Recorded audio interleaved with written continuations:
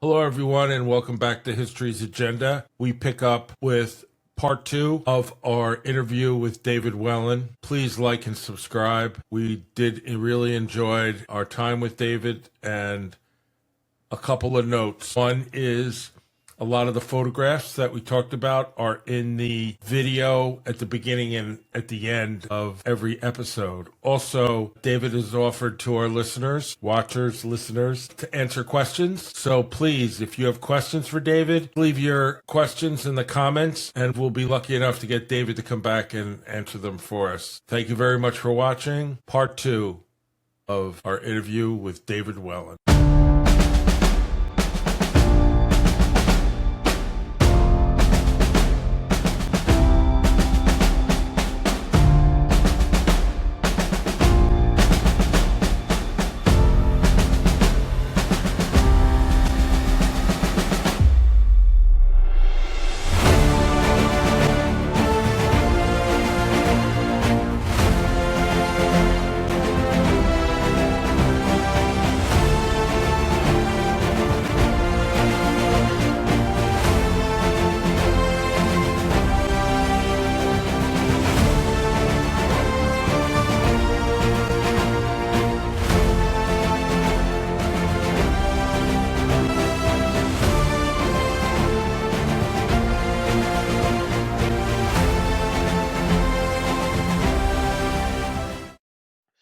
Next time we see Doug McDougal, so on the night of the murder, they had no bodyguard, to get back to your question about the bodyguard, Dom.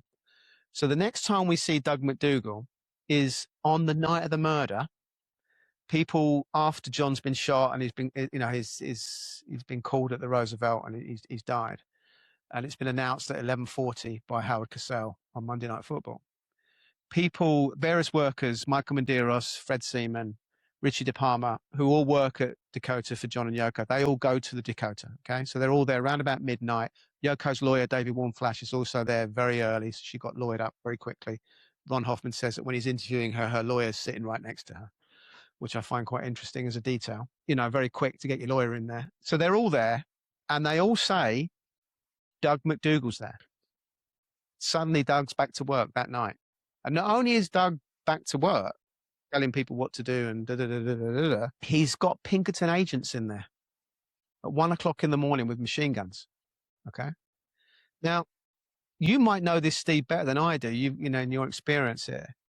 But I would think that it kind of makes sense that she gets Doug back, right? You can imagine she's like, get my bodyguard back, for Christ's sake. Someone's trying to someone's killed my husband. They might try and kill me. Give Doug a call, get Doug back. But surely at 1 o'clock in the morning, it's not easy to rustle up 5 or 6, I've heard all different numbers of Pinkerton agents with machine guns in your hallway just a couple of hours after the murder. It seems very quick to me that Doug managed to get all that arranged. It might be possible. It definitely is strange, but it's not unusual that there's these mercenaries sitting around that make fortunes of money that you push a button and they appear. And there are guys out there that do that stuff. Yeah. And they're all ex-CIA, ex-military. Nobody questions them. Nobody can stop them. There's no control over them. They look like everybody else. Yeah, and someone like Doug McDougal doing what he did for a living, he'd know how to get hold of these guys. He'd know how to. And it just happens I've seen it happen in a flash. Yeah. So that to finish off the Doug McDougal story, a guy called Fred Seaman, who was then an assistant, wrote a book about his time at the Dakota, which Yoko tried to stop. Fred did some dubious things. He stole Lennon's diaries and journals. He was going to make a book with them. It's all very messy, the Fred Seaman journals, diaries, thefts. I won't go into it. It's a podcast in itself. But Fred then wrote a book which Yoko tried to get stopped. So Fred's got an agenda. Let's put it that way. So we have to always, with Fred, I trust Fred. I like Fred. And I pretty much believe everything he says. But you have to put that caveat in there that he's had legal problems with Yoko. I think you've always got to, and Fred's a straight up guy. He'd understand that caveat has to be put in there. But Fred said in his book that he looked in a diary after the murder and saw that Doug McDougal was actually put in that diary due to come back to work on the 9th of December. Which is the day after the murder, which is slightly suspicious if that's true, that she put in her diary that I'm going to need him back the day after the murder. So you can believe that, you cannot believe that. Ultimately, what we do know is lots of witnesses have told me that Doug was there that night, sorting security out, and he had Pinkerton agents there helping him sort security out. Doug didn't last long. About 8 months later, back in 81, he was sacked by Yoko because allegedly he took his eye off Sean in Central Park, which again doesn't make much sense to me. Apparently Sean was very fond of him. And then according to Elliot Mintz, who's Yoko's publicist, a guy who's very much in Team Yoko, he wrote a book recently, which is interesting. Elliot said that Doug McDougall stole some items from John before he left the employment, and then sent a letter, phone call demand into Yoko and Elliot saying, I'm owed some back pay. If you don't come and bring back pay to me in my Florida home, I'm going to keep these items. It doesn't make sense. And allegedly, Elliot then went to Doug's house, exchanged the items for the money. No doubt an NDA was exchanged. But I've found some evidence that just Doug was strangely working for Lennon Music, which was Yoko Ono's kind of music company after John was dead. It was apparently still around when John was alive, but Lennon Music was the publishing music house for Yoko after her husband's death. And I believe Doug McDougall was on there as an executive on some of those records beyond when he was allegedly sacked. And I spoke to somebody, an insider there who wants to remain anonymous, and said to him, well, how the hell did he get working for Lennon Music after he stole some items? And they just said, oh, he always wanted to work for the music industry. So Doug McDougall is I think one of the main guys in all of this that I'm still incredibly fascinated about, and I want to know more about, because obviously because of what he did for a living, there's very little we can find out about Doug McDougall, and I really would love to find out more because I think he's a fascinating guy, and I still can't quite figure out whether he just was an FBI guy that fell into it because of the Puerto Rican thing, or whether he was put in there to do a job. I really don't know. Possibly both, but it's always troubled me that a guy like that was around the murder. Now, in your book, you talk about a British presenter who interviewed John, and when he interviewed, and it's like a few days before, there was these two big guys that they were dressed and whatnot, and they were his bodyguards at the time. So who was running them? If Doug was out of the picture a few days before, who was running them? No one knows, Dom. I mean, there's people that might be in the frame. There's some very large bodyguards at the recording studio, the record plant. It might have been them. They may have actually gone to dinner with John. John apparently did go to dinner with some of these guys. So they may have been there when Andy Peebles was, doubling up as having a dinner with John, but also keeping an eye when Doug McDougall was on leave of absence. There might have been that. There's also a couple of young lads called the Martello brothers who allegedly turned up, a bit like Paul Garest, the photographer. They blagged their way into the building. And Yoko was so impressed with their gumption to get in and get near her that she gave them a job as security. And this is true. The Martello brothers were around, and they were kind of just young street hustlers, really. I think Greg Martello's a lawyer now, but yeah, so it might have been the Martello brothers. It might have been someone else. Who knows? It's a complete mystery. Certainly nobody that was in the Lennon's kind of orbit, like Fred Seaman and Michael Medeiros is another guy I've spoken to a lot. They both were assistants for the Lennons at the time. They've got no idea who these guys that Andy Peebles saw. So it's a bit of a mystery. But the whole Lennon security bodyguard thing is a mystery, really. And it is very odd that night they didn't drive up to the vestibule. The limo pulled up to the sidewalk. Right. I've heard various reports. A guy called Mario Casciano, who was a kind of assistant for May Pang and John, he told me that it was quite common for them to pull up to the sidewalk and get out. But I'm not sure Mario's right there, because I've spoken to a lot of other people and they said, no. They always drove up that driveway and they got out at the vestibule door. So there was no exposure, to the public, which makes sense. So who knows? I could tell you one firsthand story. In 1978, I worked for, and Dom's heard the story, and I may have mentioned it in the video, I don't remember. I worked at a very fancy shoe store called Chojardin on 5th Avenue and 3rd Street, which is just a couple blocks from the plaza, not that far from the Dakota. And one person took care of Yoko Ono when she came in with him. And what they would say is that the two of them were so paranoid that if they when they pull up in a limousine, open the door, and if they didn't see her standing right there, they wouldn't get out and come into the store. So she would wait there. And one day they came, the door opened up. I obviously didn't say anything to them. I was there. I kind of peeked around, but the two of them got out. She bought, back then the boots were $395, 1978, so they were expensive. She bought 10 pairs of black boots. Wow. And they got back in the car. I didn't see a bodyguard. There was a rather big gentleman driving the limo. Right. But that's, they didn't say, they said hello to people. They were cordial when they were there. But Annie said that they were just so paranoid they wouldn't get out and just wander around in a store. That's interesting. There is a legend that John was always walking around the city. Apparently, he did go to a local coffee shop often and had a coffee there. And he went to the local bar now and again. He was spotted. He went to local hairdressers. So there is evidence that he did that. But I think John was different to Yoko. I think Yoko, from what I gather, was the more security conscious. But then that doesn't fit with her sacking the bodyguard, a couple of months before the murder, or putting on a leave of absence. So that whole Doug McDougal, Yoko, FBI thing, it's still something that I'm digging into deeply, but it's just the FBI. You're not going to get the stuff you want out of those guys. They're just not going to tell you what you want to know. So I'd love more information on Doug McDougal. I really would. But I think because of what he did for a living, I don't think we're going to get much. Yeah, it's hard. I had a next door neighbor that was an FBI agent. And that's what he did.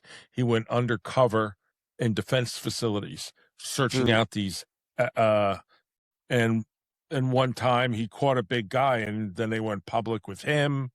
And I guess as a deterrent, I think it was in Time magazine or something. And they had him and the agent he caught at some facility went up. And listen, I knew him my whole life because his son was a friend, his brother was a friend of mine. He was not a guy you messed with. Yeah. These are serious guys doing serious work. And I think Doug was one of the most serious, from everything I've heard about him. But just the politics, just that whole, apparently he had extreme right-wing views. What's he doing in, lefty John Lennon's house? It doesn't make any sense. I can't fathom how John put up with it. It's just bizarre. And while we're on that right-wing thing with John, something that Fred Seaman did once, so I think we just need to address this, because whenever I'm talking about the right-wing element around Mark Chapman and how this might have been a kind of taken out a critic of the incoming Republican right-wing government, which I still think is a theory that's solid, people say to me, oh, yeah, but John was going to be a Reagan supporter. John said he liked Reagan. And the reason people say that is Fred Seaman, on a documentary called Beatles Stories, was joking that John said he was going to vote Reagan, right? But the reason he said that, the context that people often miss, is that Fred Seaman's uncle, I think his name was Norman, he got Fred the job. And Norman was a longtime confidant of the Lennons, okay? And he was living in the Dakota, working in the Dakota. He was an extreme socialist, Norman, right? He was a proper lefty, okay? And John often used to wind up Norman and joke with him and say, oh, yeah, that Reagan? Yeah, he doesn't seem all that bad. I think I might vote for him. Yeah, he's got some good things about him. Just to wind up Fred's uncle. Okay, Fred's admitted this. But people don't want to know about that jokey bit. They just want to know, John said he was going to vote for Reagan. So, but even if that was the case, how's Reagan going to know that? How's Reagan's people going to know that? How are they going to know about what John's saying inside his home about who he might vote for or he not vote for? When it comes to politics, all they know about John is that he was the bête noire of the previous Republican president.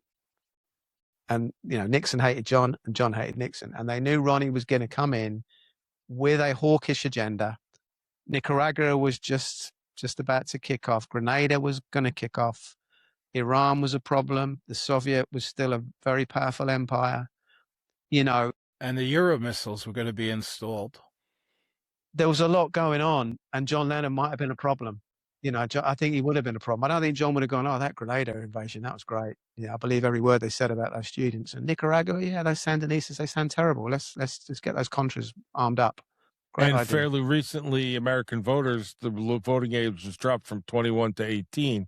So there was a lot of these kids in college who had just been hand-plucked to go to Vietnam, and all those things now have a chance to vote. And maybe they weren't that interested. Maybe they were. He could get them interested. He could. And look at what that administration were doing before they got into power. Look at what, people like William Casey were doing with October Surprise, with those hostages that just miraculously came off the plane just after Reagan was sworn in. I mean, Craig Unger's written an amazing book on October Surprise, if anybody's interested in reading about that. It's all come out now. They're still trying to keep a lid on October Surprise, by the way, because it was illegal. It was a criminal act. And we all know about Iran-Contra, of course. I mean, that's all come out. And Oliver North, they tried to spin it that Oliver North was the hero. But ultimately, that Reagan administration, the more I read into it, what those people did and what they were up to, illegal acts, forget about their politics. They were engaged in illegal activity. And William Casey, like our good friend Doug McDougall, was a black ops guy. He came from a black ops background. He was in the OSSS, did incredible stuff William Casey did against the Nazis. He's not all a bad guy. It's not a black and white thing. But he brought all those skills, William Casey, into that Reagan administration when he became the director of the CIA in 1981. He knew how to do things off books, William Casey. And he was operating for the Reagan administration in 1980 with the October Surprise. Would people like that have a problem with taking out a potential critic of Ronald Reagan that could galvanize tens of thousands of young people? I don't know. You tell me. Hard to say. We'll never know. We'll never know. Yeah. But John wasn't just double fantasy. Everyone says, but he was doing a cozy album. Why would Woman or Beautiful Boy be a problem for the Reagan administration? And I say, well, ultimately, John Lennon was a lot more than double fantasy. He was a guy that was not frightened to speak his mind. He would say it as he saw it. If he thought a politician was doing something wrong, he would get up and go on a national TV show and say it. No problem. He's reckless. A lot of his friends told me often the word that would come up with John was reckless. And he was very reckless, especially with the Nixon stuff and the Watergate hearings, sitting there with his buzz cut haircut, smirking at Nixon as he's, suffering at the hearings. These people remember these things. Nixon was a friend of Reagan. He was very, very irresponsible, I think, with a lot of the things he did. But ultimately, he would say, I just spoke my mind. I spoke my truth and be damned. For me, we're never going to know why it happened and who was behind it. A bit like JFK, we can surmise all we like. But for me, I just can't get away from the fact that John was shot just a few weeks before Reagan was sworn in. I can't get away from the timing. It's just, to me, it's so stark that. And I think if you're looking for people that were controlling Mark Chapman, the people that were, I believe, well, we know they're connected to people like Joe M. Rogers, who was Reagan's money man. Joe M. Rogers was connected to Charles McGowan. I'm not saying Charles McGowan is some big kingpin who put all this together, but it's very troubling how Reagan's chief financier was best friends with a guy who was Mark Chapman's best friend / pastor / whatever else Charles wants to be with Mark. That's too close for comfort for me, that you've got Reagan powerful people connected to people that are closely, intimately connected to John Lennon's alleged killer. That's disturbing. They shouldn't be there. I always thought Mark Chapman was just this crazy kid who was in his bedroom, the kind of lone nut sort of stereotype, cliche, who just listens to records backwards and he's kind of bullied at school and he's got mummy and daddy issues. And one day he snaps and goes out and shoots someone because he wants to be famous. That's not Mark Chapman. That's not who he was. And he certainly wasn't a lone nut. He was surrounded by a lot of people. And a lot of those people have been erased from history. And I think people need to know who they are and they need to know who they were connected to. And then people can make up their own minds about what those connections might mean. It's so funny you put that Reagan piece together. I never really thought about that. I never really thought about the timing of him. Now, what do we know? We know what he did for the hostages, so to speak. Kept them there until it was good, or whatever. Whatever you want to do. Orchestrated it. Didn't care who was president of the United States. Didn't care whether these were citizens, and orchestrated. Now, like you said, Nicaragua, Iran-Contra, all those things. I mean, we all know what happened there, or at least we know somewhat what happened there. And yes, it's spun to be a hero, but when you think about what Nixon did to stop Lennon and what Lennon had thrown out there that he was possibly going to do around the Nixon era, at least threatened to have people voter registration. I mean, think about it. Think about in every large city in America, you could have students signing up for voter registration and change the roles of voters significantly. And now you have Reagan coming in. All the people he has around him are all these. I mean, Name let's them. be honest. Bush, Look Cheney, at his Rumsfeld. vice president. Yeah. I mean, yeah, if Reagan name had to them, be scared of anybody, he should have been scared of him. The architects of the first Iraqi war, your Bushes, your Cheneys, your Rumsfelds, they're there. They're in the background. These are hawkish They're men. all there. They're all there with intelligence, military links. And we know what they came in with Ford, who wasn't elected, right? And he brought all those people around him then, and all the things they did to orchestrate, and that led to the Nixon being let off the hook, so to speak. And I remember at the time I could care less. Let him go back to San Clemente and whatever. When I met him a couple of times, it was at a football game, and he never really spoke about anything else than football. It's not like I was going to ask him about Watergate. You know what I mean? I'm like, you're sitting in the stands of the Republican. My friend's father was head of the Meadowlands and chairman of sports and gaming in New York, in New Jersey. So he had access to the state's box, the governor's box or whatever it is. So we used to go there every once in a while, and he would be there. And he would sit out with everyone, wave, laugh. So, I mean, Nixon, like Reagan, very personable guys. I'm sure if we went to a bar and had a drink with them, we'd think they're the greatest guys around. And I think Reagan was a lot more than just him. It was the people behind him. It was the movement. Yeah. There was a whole movement to the right in the 80s. I mean, obviously, in Britain, we had Thatcher. And then when Reagan came in, the 80s was on steroids. It was deregulation. It was credit all the way. And it was, if you were doing well in the 80s, fantastic. If you weren't, forget it.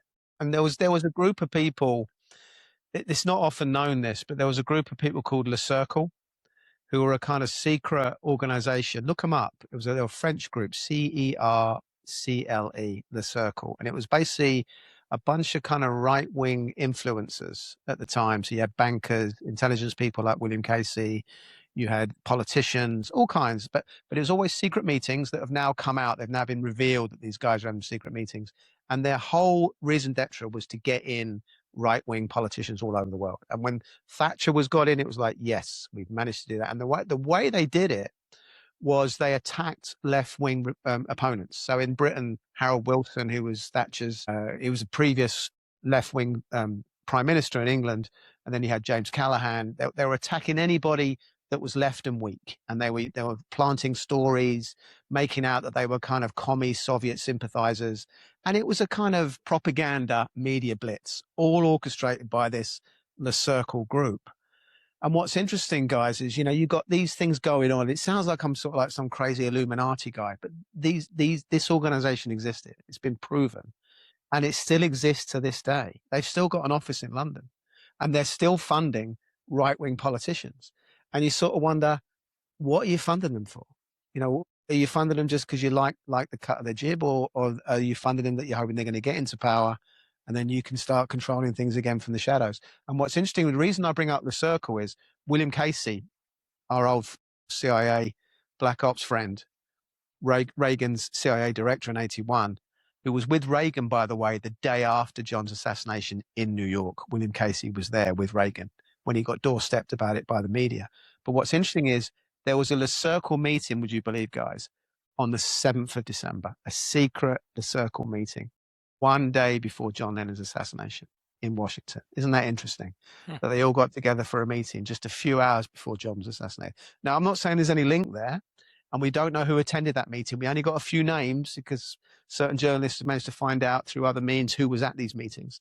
But I'm always deeply disturbed when you've got these secret organizations that meet up with a very specific agenda. And they're often politicians who should be public in what they're doing. And there's no minutes, there's no transcripts of what they talked about. It's all done behind closed doors. And that deeply disturbs me. And I think in this, I sound like I'm going a bit of a political rant here, guys, but it is all relevant to me with this kind of people saying to me, well, Reagan was a lovely guy. And I think he probably was a lovely guy. But Reagan wasn't what Reaganomics was about. Reagan was just a figurehead. It was the people behind him and the agendas behind him. And when I look into that government, they're incredibly hawkish and they were incredibly corrupt. A lot of people were corrupt and given pardons after the corruption was actually uncovered. So what would John Lennon do with that government that went on twice with Reagan and then Bush? You know, what would he say? Would John Lennon be a supporter of the first Iraq War? Would he be a supporter of the second Iraq War? I don't think so. He's not going to be a supporter of any war. Any war. He was the only guy, wasn't he? If you think about it, he was the only sort of major cultural figure that actually, I don't think there's been one since, that's actually said, war's not good. Can we stop war, please? Who is doing that today? Is Taylor Swift doing that today? No, they're not. You know, and when people do, cultural figures do speak out, they then say what they say at an awards ceremony, and then they very quickly get piled on, and then they go and hide behind their sort of mansions, and they close the door, and they don't want to upset the focus groups. You know, they don't want to lose their audience share. So we really need some more John Lennons, but I'm not sure we'll ever get another one because it takes a lot of courage to do it, doesn't it? You know, it takes a lot of courage to stand up and say war is bad and we need to think more about peace. And I think John paid a price for that. I really do. I don't think it was a lone nut. I really don't. And Chapman was clearly an MK Ultra patsy. And I'm not sure about our times here, guys, but I do want to say one thing. Just talking about coincidence. You don't have to worry about time. You can go on forever for all I care. Time. But I think it's really I'm always good. It's really important that people know that when Chapman was given when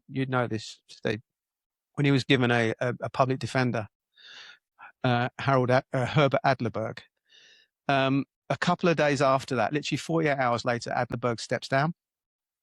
And the reason he stepped down was he just said it's too much pressure at the time when he was getting microphones shoved in his face. He said, I can't handle all the pressure. He subsequently has said years later, Adlerberg, that he got death threats. Okay, he got a lot of death threats, which I believe were deliberate. I believe they needed to get him out of the way because the guy they got in his place was an inexperienced, frankly useless lawyer called Jonathan Marks, who was operating privately out of Rockefeller Plaza. And he'd had some DA assistant work before that as a prosecutor. But he was a very lightweight lawyer. And a lot of lawyers that I've spoken to who knew him said, I could not believe he got that gig. He was completely out of his depth. But what's interesting about Jonathan Marks is he hired another lawyer to help him called David Suggs. And David Suggs worked for a law firm called Donovan, Newton, Irvin and Leisure. And that Donovan stands for Wild Bill Donovan, because that law firm was set up by the founder of the CIA. And it was awash with CIA spooks. Even William Colby, the CIA director, used to work at this law firm. So you've got a CIA law firm employee working for Mark Chapman's inexperienced defense. Okay. And they've gone on TV recently on an Apple documentary, David Suggs, and said, well, clearly he did it. It wasn't about whether he did it or not. It was just a case of whether he was mad. So he's admitted they weren't going to go looking for medical evidence that didn't fit, which of course we know is true now. They were just looking for an insanity defense. Do you know the thing that is absolutely incredible when you talk about coincidences here, guys? About a day later, after Jonathan Marks got the gig, so we're talking third, maybe fourth day after the murder, he gets doorstepped in a corridor in probably the district attorney's office. And the media grab him and say, oh, what's this about you putting in a psychiatrist called Milton Kline, Jonathan? And he said, and he looks, you can see this clip can be found online. Mm-hmm. And he says, Milton Kline's got some great skills. Yeah, I'm putting him in. And then a journalist for once does his job. Great journalist, this guy. And he said, isn't Milton Klein a hypnotist? And Jonathan Marks looks incredibly uncomfortable. And he's kind of like, yeah, that's part of his skill set. Yeah. And off he scuttles. And then the next day, the New York Post run with that. Okay? Killer to be hypnotized. Suddenly, it was all out in the open. They had to reveal it because they knew that the media sussed out that Milton Klein was a hypnotist. But Milton Klein wasn't just a hypnotist, guys. Milton Klein, a year earlier, went on a documentary, an incredible documentary, which you can still find online, about MKUltra, the CIA's mind control program. But not just the mind control bit, the Manchurian Candidate Create an Assassin program. And the person who ran that program was boasting on this program that he could create a killer within a matter of months using mind control and using MKUltra, using drugs and using hypnosis. And that guy was Milton Klein. So just get your head around that. Chapman is acting like a patsy, can't quite remember what he's done. He's probably shot John in a way that medical evidence says he wasn't shot, i.e. Chapman thinks he shot John in the back, but all the medical people said he was shot in the front. And then you've got the head of the Manchurian Candidate Assassination program for the CIA walking into Mark Chapman's cell and closing the door and having him all to himself for as many sessions and days as he likes. None of it was recorded.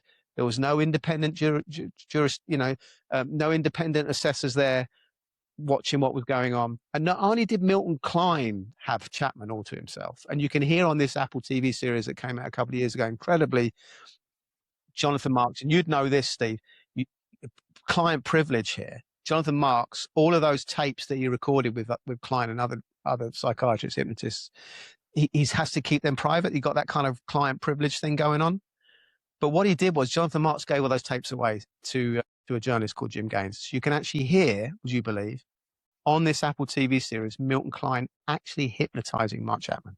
He's going, you're now going to go under, Mark. 1, 2, 3. Now tell me all about this murder that you did. And you can hear Mark in a kind of slurry hypnotic state describing the murder that he no doubt has been programmed to describe. It's absolutely incredible. And this is Milton Klein doing this. You can hear him on the tape. But not only did Milton Klein get thrown in there, you've got Bernard Diamond thrown in there, who was the hypnotist who was dealing with Sirhan and the RFK murder. And Sirhan was so upset about Bernard Diamond coming into his cell that he kept complaining, I don't like this hypnotist coming in hypnotizing me all the time. And Diamond could hypnotize Sirhan to climb up the walls like a monkey in his cell. He was showing off, going, watch me do this. If I do this, this guy's going to climb up this cell and act like a monkey. And he did. Diamond could do that. And Diamond isn't, and there was others. There was endless hypnotists thrown into Mark Chapman's cell. Tons of them. Even the prosecution put in Emmanuel Hammer, Dr. Emmanuel Hammer. They put in their own hypnotist into Chapman's cell. And all these guys, it was open season. They could get in there and they could do whatever they wanted to. And no one knows, to this day what they got up to. And it's just disgusting. It really is. It's how this has got missed. I do not know. I suspect because of Suggs's association with Donovan Newton, and Suggs was working for Jonathan Marks, I think it would have been very easy for people to suggest to them, let's put Milton in, let's put Bernard in. Right. So when attorney steps down like that, he's assigned by the court. So the judge goes and looks at a panel of all these attorneys that are out there looking for work, so to speak. So there are a certain amount of, I think it's Part 58, I forget what it's called, and Part something or other, and what they have the group. So there's a lot of new attorneys on there because they can't get any clients because they never did anything. Exactly. So you would not, if you were a judge, realizing the gravity of this case, you would not go pick somebody that never did anything. On the other hand, the guy's already pled guilty. You might as well put somebody that doesn't know what they're doing in there because there's nothing to do. And that's what happens. And then I would imagine this Suggs or whatever, that group, just reached out to him. He goes, you obviously need some help. We'll volunteer to help you through. And I would do the same thing. I would say, great. You I don't got know it. who you are. Well, Donovan Newton were working. I think he knew who they were.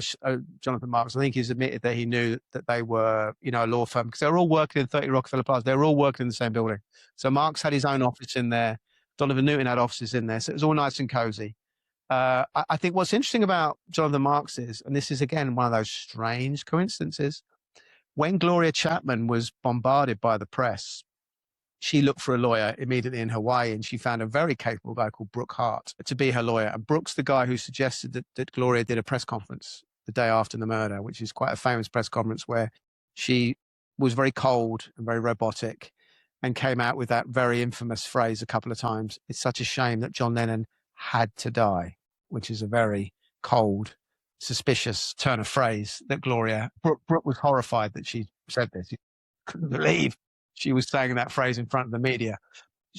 Can we get into the kind of the mechanics of the murder and why a second shooter started to come into sort of focus for me? So one of the first things I did when I started to investigate this was I wanted to get to the medical people, because I know in my sort of JFK research over the years that what happened at Bethesda and what happened in Dallas don't quite match up, and what the people saw in Dallas is not what came out in the official autopsies. I thought I need to get to that. So the first person I spoke to was a surgeon called Dr. Halloran, Dr. David Halloran, who was the actual surgeon who treated John. Another surgeon or another head of ER, another doctor called Stephen Lynn, took the credit for trying to save John's life at Roosevelt Hospital, but he actually wasn't telling the truth. He was in the room that night. He did arrive in the ER after they were trying to save John. He came in the middle of the operation, but he stood in the background and didn't actually help.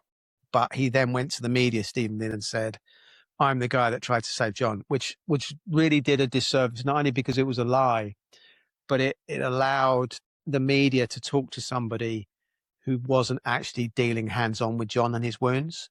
So Lynn couldn't be really too accurate about where John was shot, because he didn't actually have his hands on John to try and save him. But David Halloran did.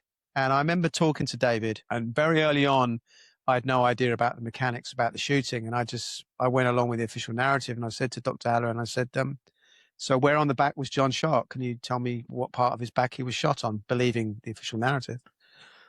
And I'll never forget where I was. I remember exactly where I was when David Halloran told me this. He said he wasn't shot in his back, he was shot in his front. And I knew the second he said that, oh my goodness, this is a lot bigger than I ever imagined it was. And I said, how sure are you? And he said, 100% sure. He was shot 4 times in his upper left chest, 3 times around near his heart, 1 slightly over near his arm or upper shoulder. He said 4 in the front, and the 3 around his heart went straight through and came out of his back in a direct line of fire. He said the 4 in his front, the bullet holes were slightly bigger than the 3 exit wounds, which is a classic in and out. They're always slightly bigger when they come out than when they go in. Mm-hmm.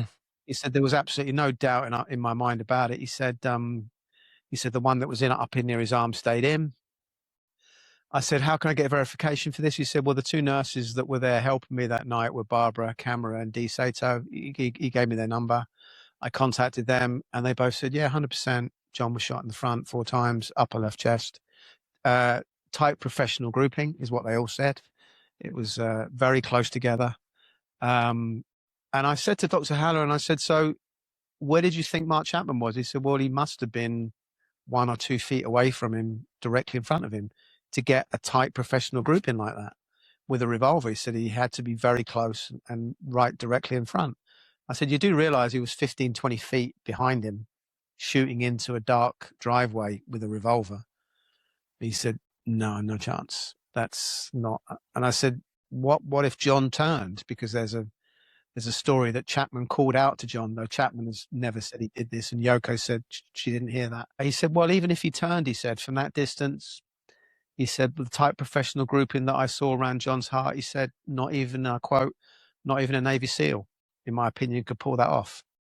That shot with that gun in that driveway with that type professional grouping. So the second he told me that, I just thought, we've just been told a lie, because Chapman, to this very day, believes he shot John in the back. And interestingly, a video that I put out recently of a prison interview that Chapman gave, one of these pastors that I was telling you about earlier sort of asked Mark, so what happened to John after you shot him, Mark? And Mark, you can almost see his brain, he's kind of malfunctioning, trying to figure out something that he doesn't know. And he said, he went inside and ran inside the building. I didn't see that, he said. I must have turned around, but someone told me that's what happened. So Mark does not know what's happening to the guy that he's allegedly shooting. He can't recall to this very day what's happening to the bloke he's hitting with 5 bullets, or 4 bullets. Mark said 1 missed. But Mark is still convinced that he shot John in the back, because Mark was told after the fact, that's what you did, Mark. And if you look at Mark's original statement, he doesn't mention shooting John in the back. He doesn't mention calling out John's name. In fact, he just says, I don't know what happened to my gun. I just know I was holding a book. So you've got to kind of ask yourself the question, was Mark even holding a gun? But what we've been told from the official narrative is that the doorman kicked Mark's gun to the back of the driveway. And then Joe Manny conveniently comes up with 2 co-workers who I've got their statements that said they did come up with Joe. And they got the gun and they took the gun away before the cops arrived and hid it away in a drawer. So when the cops got there, guys, there was no smoking gun. There was no smoking gun. There was no gun at all. Whether Joe Manny was in the driveway and went down to get the guys and say, guys, did you hear that gunfire? Do you want to come up with me? Or whether Joe Manny was with the 2 co-workers and came up, we'll never know, because the co-workers don't actually specify that Joe was with them when they heard gunfire. So Joe could have been up in the driveway, or Joe could have been with them. We'll never know, because the 2 co-workers, I think, are now deceased. So we have to take Joe's word for it that he was with them when he heard gunfire, but he could have been anywhere, I think. He certainly came up to the driveway with these 2 co-workers, but where Joe was when the gunfire happened, we do not know. That's still open for debate. So getting back to the medical, the 2 nurses, once they couldn't save John's life, he came into the ER, by the way, at 11 p.m. that night. They all agree on that. Everyone says it was 11 p.m. when he arrived. And he was dead on arrival, no pulse. Everyone's agreed on that. So it was a real sort of desperate attempt to try and revive him. I think it took about 30 minutes and they decided that they couldn't do it. But the 2 nurses then took John away, Barbara and Dee, and they washed him, as they do. And I should say, actually, when they first got him in at 11, they cut his clothes off and they flipped him, which is, a classic medical procedure with a gunshot wound, right, to see where the wounds are, to see what you're dealing with. So they cut his clothes off, took his clothes off, flipped him front and back so they could see whether there were any wounds lower back or legs or arms. And they said, no, they could see there was 4 in the top, 3 out the back. So they knew where they were. But when the two nurses took John away, they washed him, okay? And then they wrapped him in linen. So they got to see his wounds again, really close up. Then a very shady character, this whole assassination is full of shady characters, a guy called Elliot Gross turned up, who was the chief medical officer at the time in New York. He got the job 12 months earlier. He turns up weirdly that night and says to the nurses, I want to see John's wounds. And they're like, well, why? You're going to get him in the morning for an autopsy. Why do you want to see him now? And he insisted, much to their anger, that they had to cut off all of John's linen and sit him up so Gross could walk around his wounds and check them. And they just thought, what is going on here? This is so disrespectful.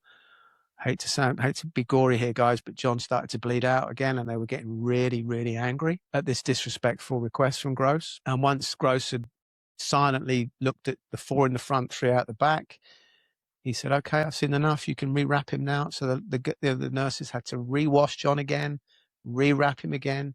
So when those nurses say they know John's wounds, they know John's wounds. And to this day, those nurses have been steadfast in saying that's what we saw. There is a development on this side of things. I should say before I get to that Elliot Gross, chief medical officer who did John's autopsy, has been accused before the autopsy and after John's autopsy multiple times of falsifying autopsies. So whether you put any credence in Elliot Gross's John Lennon autopsy, I'll leave up to you. But to me, his autopsy is meaningless because this guy is a crook. And he's, how he didn't get struck off many years before, I do not know. But this is sadly the guy who was asked to do John Lennon's autopsy. I've spoken to people who've seen the autopsy, and apparently it says there was 2 upper left back entry, 1 upper left shoulder, and 1, would you believe, guys, kind of lower back entry. Okay. When I told the nurses that this is what Elliot Gross's autopsy said, or so I've been told it said, they were furious. They were absolutely furious. They could not believe that Gross was saying that there was a lower left back entry wound. He said, we understand how 4 in, 3 out, entry, exit. Perhaps they said we were certain, but you could make a case that we got our exit and entry mixed up. But they said there's no way we would have missed a lower left back entry point. They said it's impossible that we'd have missed that. So they said Gross is lying. Problem is, guys, somebody in the last couple of years has got hold of this autopsy, which is a private medical record that Sean and Yoko do not want to be distributed. So someone illegally has got hold of this autopsy. Someone has released it. You got to probably look at the DA's office or someone in the Roosevelt Hospital potentially got a copy. I don't know. I don't want to speculate, but someone has distributed it and shown it, would you believe, to Dr. Halloran to get him to change his mind. And I've spoken to Dr. Halloran about this, and he said, yeah, they showed me this autopsy, and I'm now doubting myself, and I probably got it wrong. Even though for 45 years I believed steadfast what the nurses believed, that he was shot in the front and exit wounds out the back. But the autopsy tells me something different.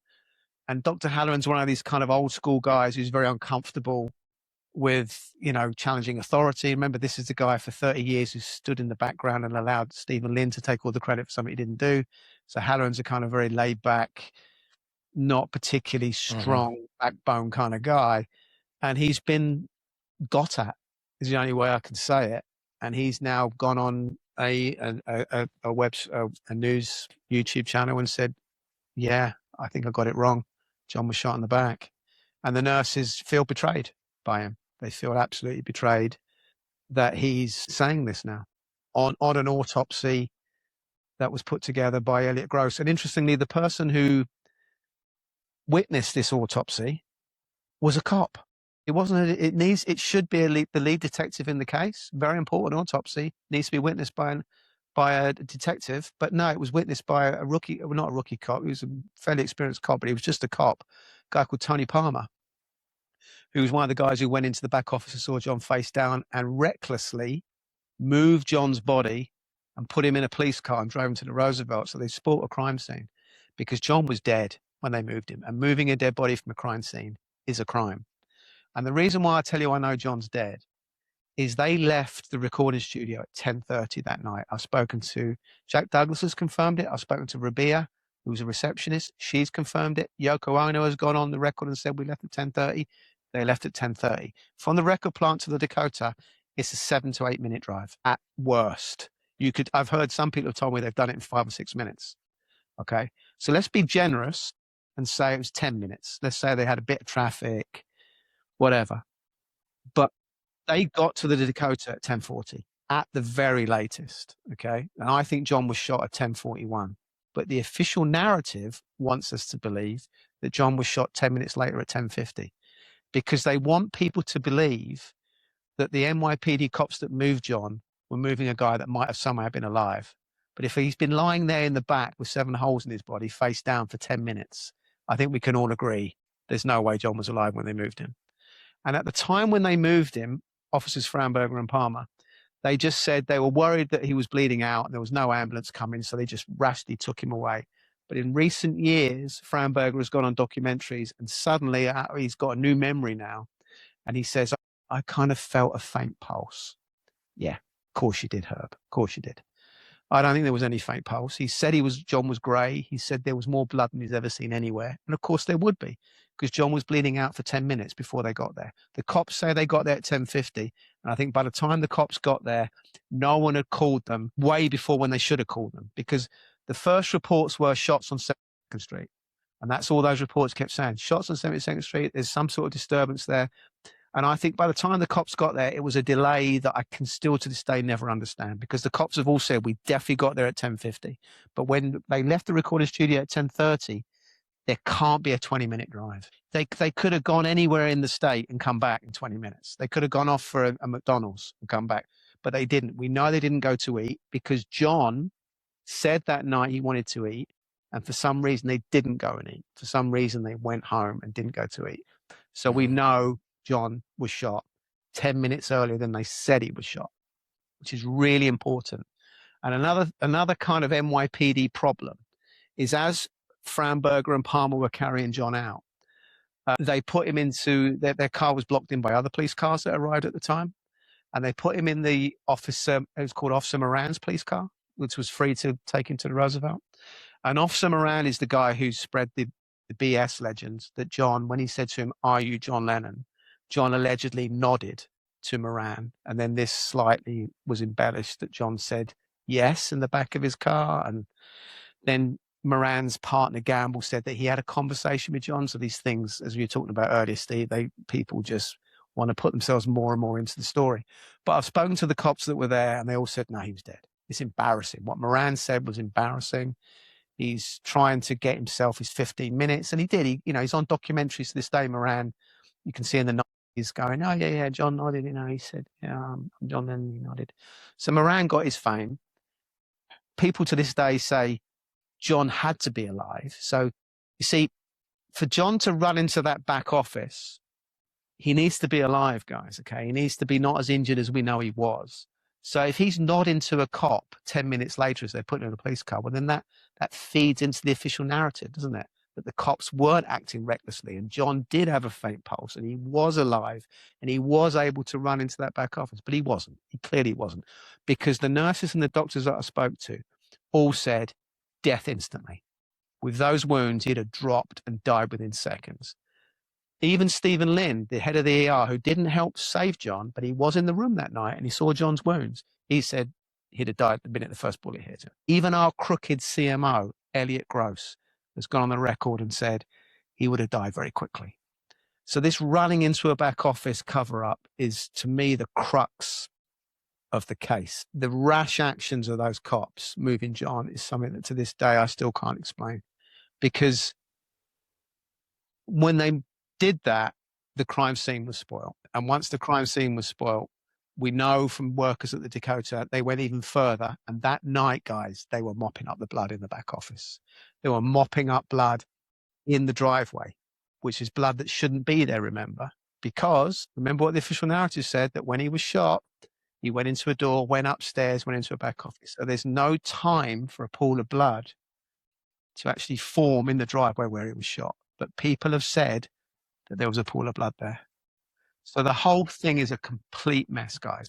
This photo probably shows a police officer actually looking at that pool of blood. He's looking down and he has his flashlight pointed down. Yeah, and if you look, you're right, Dom. And on the door, there's 2 bullet holes there. Right. And to this day, no one can explain how those bullet holes got there. The DA, that vestibule, you would think, wouldn't you guys, and Steve, you'd probably know this, that should be taken into evidence as evidence for forensics? Everything. It wasn't.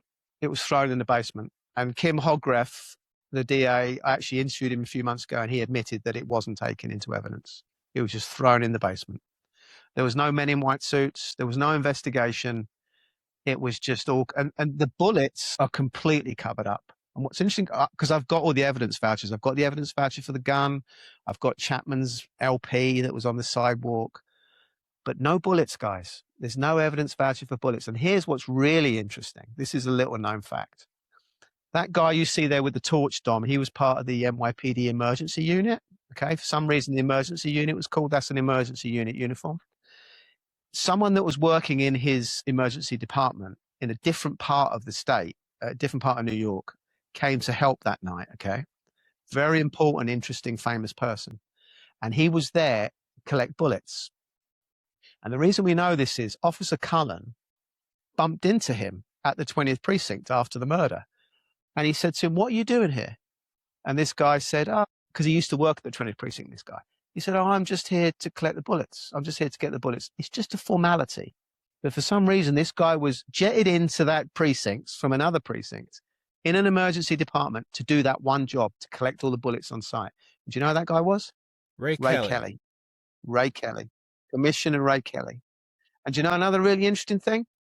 When Ray wrote his autobiography, not a single word about being an attendant on the night at the murder scene of one of the most famous men who ever lived. Ray decided that wasn't something that the world needed to know. You'd think if any of us did that, I was at the John Lennon assassination crime scene, and I was there collecting bullets. Ray doesn't want to talk about that. And unless, when Peter Cullen bumped into him, if Peter Cullen didn't tell us that he did that he met Ray and Ray told him that that secret would have stayed buried. But that's out now, and nobody, as far as I know, has gone to Ray and said, "How many bullets did you find, Ray? What did you do with the bullets? Where did you find the bullets? Were they in the vestibule door?" What we do know is there's a morgue receipt that came from Elliot Gross's office that I've managed to get hold of. And on there, you've got 2 types of bullets specified, 2 bullets that have been put into evidence at the morgue. One hollow, one non-hollow. Isn't that interesting? 2 different types of bullets in the morgue receipt, which to me, it could be coming from the same revolver. You can have hollow and non-hollow in a revolver. Apparently that's a thing, but it's very suspicious. So when you think about all of this sort of geography, where Chapman was by the sidewalk, where John was down the driveway by the vestibule door, very dark driveway, revolver that kicks, tight professional grouping around his heart. Once I got all this evidence in my head, I just thought, you know what? This is second shooter territory. Now, This is Siran territory. On that subject, does Yoko still have the clothes?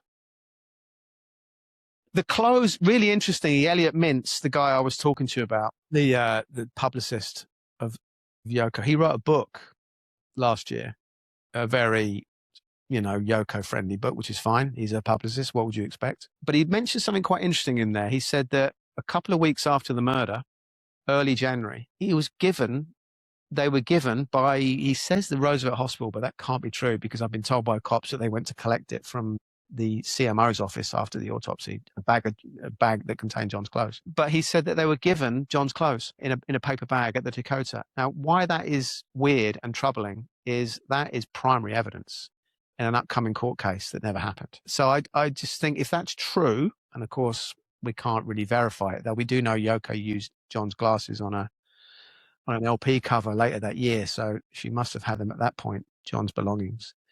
But to be given the clothes of the deceased that early, months before the projected trial, the proposed trial, which was going to happen in the summer. At this point, Chapman hadn't pled guilty. It's just astonishing that evidence was just given back to the widow. It's absolutely, I mean, Steve, have you heard anything like that where such that's primary insane. evidence is that goes in the arrest area and you never, the evidence and it never goes anywhere. It lives forever in there. So it's possible that she still has the clothes. I think so. Yeah, I think so. I mean, she's put it, would you believe, the bag with the clothes in on art exhibitions? I actually saw it. It was at they had a rock and roll Hall of Fame annex in Greenwich Village years ago, and I saw it there. Yeah. Yeah. So, I mean, the problem is it's 46 years now, and I think even if they do turn up, it's kind of like, how do you verify? The problem with John's body is the day after the murder. So John was burnt. John was shot on the Monday night. Tuesday, the autopsy was done, but he was cremated on the Wednesday. This Doug McDougall, our FBI agent friend, was sent by Yoko to cremate John. John was cremated on his own. No family and friends attended, in a crematorium with, ironically, considering how much they harassed him in his life, an FBI agent in attendance. It's just macabre how that was quite cold, but that was primary evidence again, you see. Once John's body is burnt, very difficult to, The clothes would be important, though, because, you could see 4 holes in the front and 3 in the back. So if they still exist, that proves that. Quick question. Yeah. Did Chapman have line of sight to the vestibule?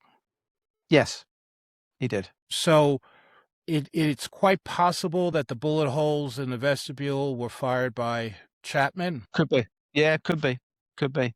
Yeah, it could be. Or the second shooter, if the second shooter was in the other alcove and John's walking towards the right and he hears a call when he turns to the left, he opens up his left area to be shot in. If the vestibule door that he was opening was open already and flush against the wall behind him, then a professional assassin may have done those 2 shots as well. Though I can't believe a professional assassin would have missed and shot a door that was behind John. But it's the 2 bullet holes in that glass door, and there seems to be another bullet hole in the other door behind it, which may be a follow through, of course. Right. are still to this day a complete anomaly. No one, I mean, obviously the DA's office and the NYPD didn't bother to even look into it. They were quite happy for those doors to be thrown into the basement of the Dakota, where See, two witnesses said they saw them. the reason why I ask about that is if Chapman fired, if you think that Chapman fired the shots that hit the vestibule, then that would necessitate the actual shooter having a silenced weapon utilizing subsonic ammunition. Because people heard 4 or 5 shots, nobody heard 9 shots. So the other guy is silent, you know. Automatic silent, you'd have thought. And that could also require a second guy with him to pick up the ejected cartridges. Yeah, or unless that was Ray's job. Only joking, Ray. I don't want to accuse. Was it a 2-time NYPD commissioner? 2-time. 2-time? 2-time. Yeah. Yes. You know, what a guy. But yeah, Ray needs to talk about that. He does need to. I don't know why no one's approached him, why no one has gone to him and said, Ray, tell us about the 8th of December, Ray.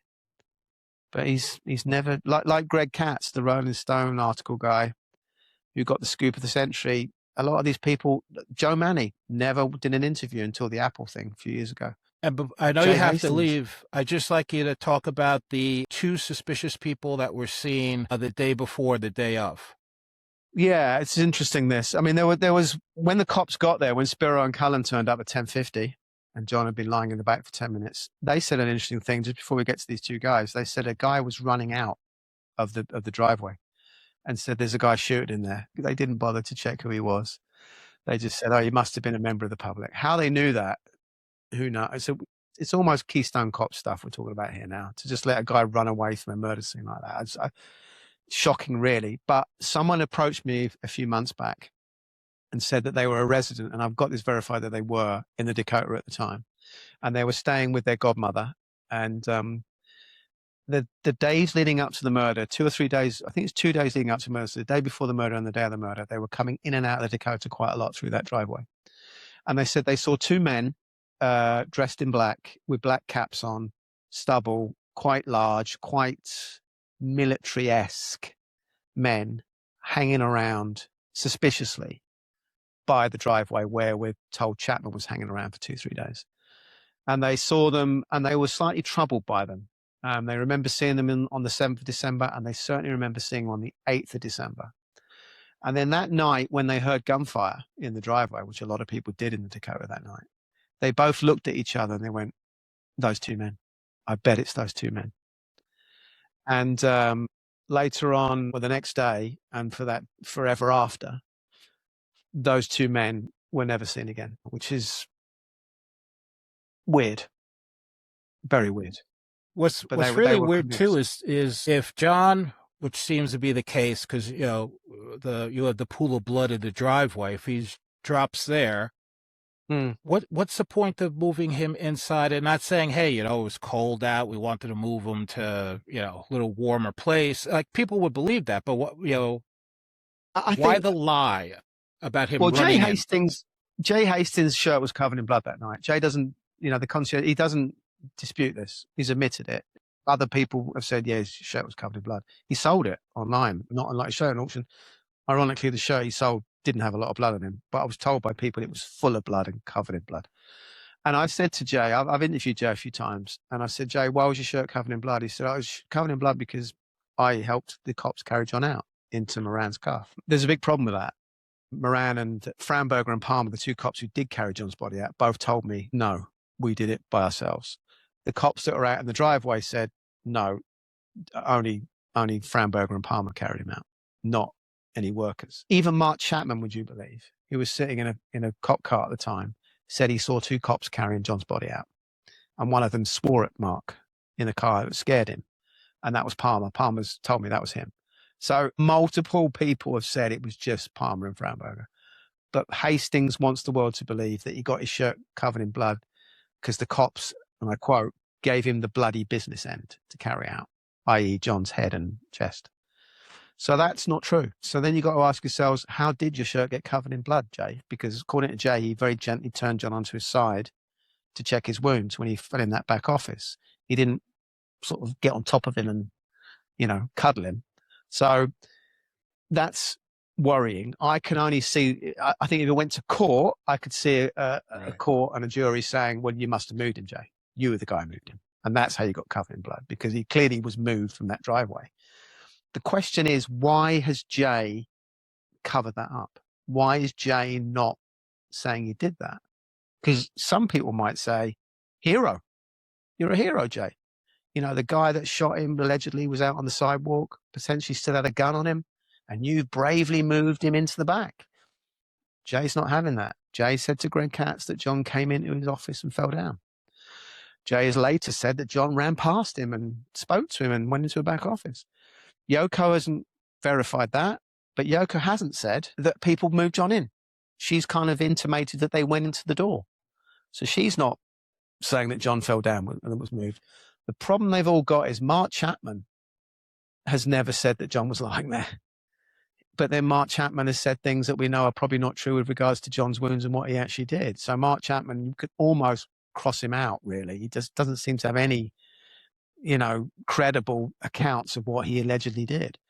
But there is a problem they've all got. This is a big problem. This is really weird. This is probably a good way to finish. In the early reports, which I always find really interesting, that night the papers went out and the wires went out. The AP went out, Associated Press wires. And there was a woman called Carrie Rouse who was billed as a neighbor. And Carrie said she heard gunfire and she was almost first on the scene. And she said when she got into the driveway, she saw John lying there in Yoko. And she saw John bleeding out in the driveway. And as she got to John, he said, help me. And she said then he just kind of passed out. And she said he almost like he died in front of her. Now, Carrie Rouse was reported in all the early reports. But the next day when all the papers went out, she's gone. Never mentioned again. Her name has been erased from the record.